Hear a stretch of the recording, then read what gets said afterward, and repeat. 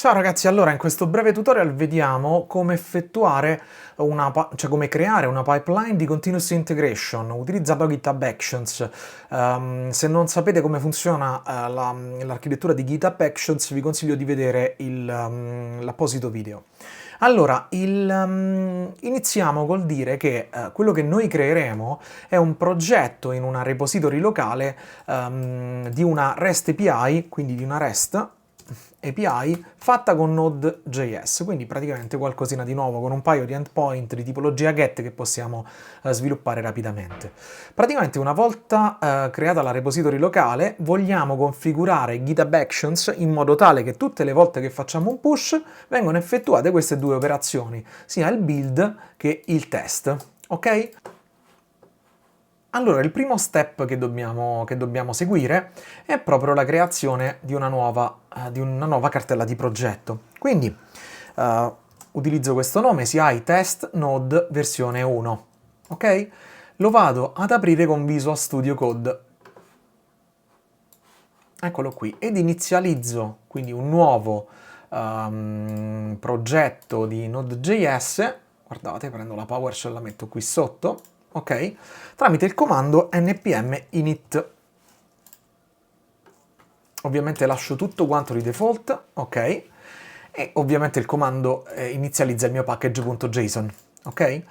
Mi serviranno due cose. Allora, intanto npm install Express.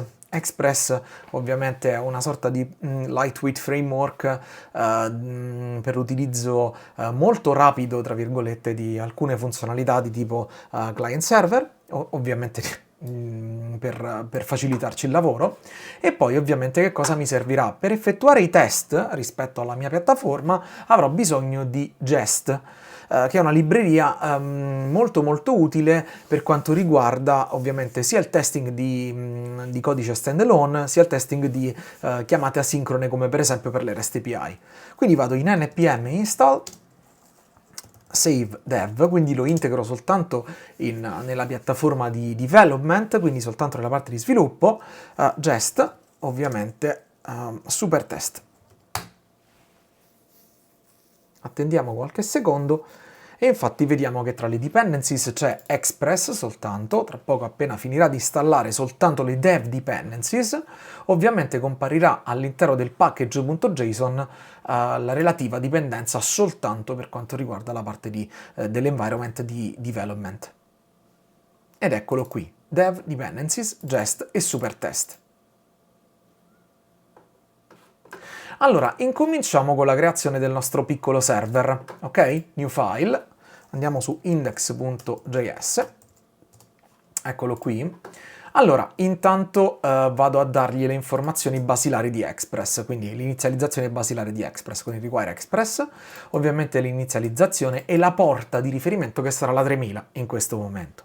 Incominciamo a creare i primi punti i primi endpoint. Allora, la prima cosa che ci può essere utile, ok, facciamo un hello world tra virgolette, ok, quindi l'applicazione risponderà ad una get ovviamente sulla path principale, quindi sulla path root, ovviamente con un JSON, quindi con l'output JSON di tipo hello world. Per quale motivo JSON? Perché vogliamo fare una REST API.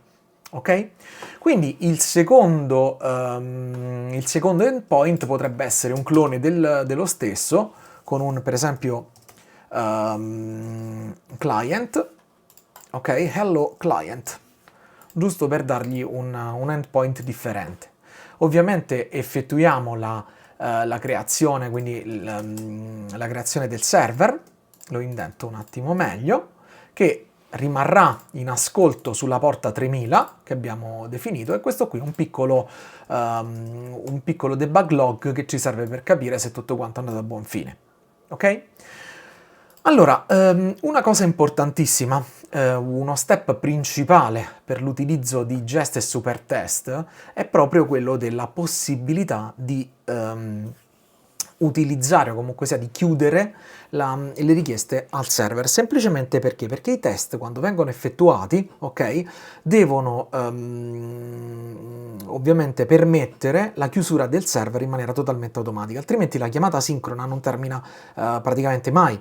E quindi è per questo motivo che di solito si aggiunge questo frammento che è molto utile, ok? Const close ovviamente sarà una arrow function di questo tipo con un server.close direttamente connesso quindi alla funzionalità di chiusura del server, e poi per permettere che Jest lo potrà per permettere l'utilizzo all'esterno di questo file index.js e quindi per permettere a Jest di poterlo utilizzare dobbiamo esportarlo, quindi il module.exports vado a mettergli sia app che close.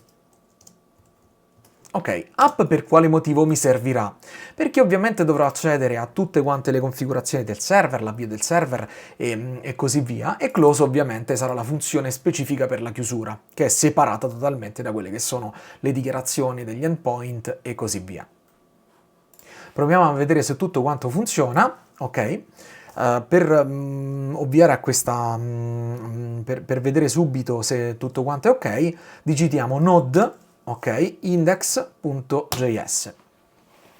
Server running sulla porta 3000, andiamo a portarci dietro, vado ad aprire un Google Chrome, scusatemi, e qui abbiamo quindi localhost 2.3000 e vedete che c'è Hello World. Ok? Quindi la cosa importante è proprio che riusciamo a vedere la nostra API funziona. Ovviamente se gli mettiamo l'altro endpoint che era client, eccolo lì, fondamentalmente abbiamo anche Hello Client. Questo è un piccolo plugin molto utile che è un beautifier di JSON. Ok, ovviamente potreste vedere l'output sotto questo formato. A questo punto che cosa facciamo? A questo punto incominciamo lo sviluppo del test, ok? Allora, ovviamente il test viene creato, subisce le regole proprio di unit testing generali, quindi dobbiamo creare un nuovo file che si chiama esattamente come il file che vogliamo testare, quindi index.js, ok? Ovviamente però prima dell'estensione gli dobbiamo mettere test.l'estensione, quindi index.test.js. Ok, perfetto. A questo punto che cosa succede? Dobbiamo utilizzare Supertest per effettuare le nostre operazioni di testing e poi ovviamente ci portiamo dietro sia app che close dal file index.js. Ovviamente all'interno del require non ci servirà l'estensione, ok? Quindi cosa succede? Innanzitutto incominciamo con la strutturazione di un semplice test. Facciamo il test di un solo endpoint in questo momento. Quindi describe, lo chiamiamo per esempio test degli endpoint API e vado a definire ovviamente la mia bella arrow dove creo, ok, quelli che sono i singoli test. Allora, andiamo a creare il primo test, it. Scusate, il completamento automatico è un incubo a volte, ok? Quindi get dovrebbe restituire, ovviamente, hello world. Ci siamo? E quindi questa sarà una tipologia di funzione asincrona, ok? Che farà ovviamente una richiesta verso l'app alla path di tipologia get, cioè alla path root con una metodologia get, ok? E l'expecting, quindi il risultato verrà messo all'interno di res. Ed ovviamente cosa succede?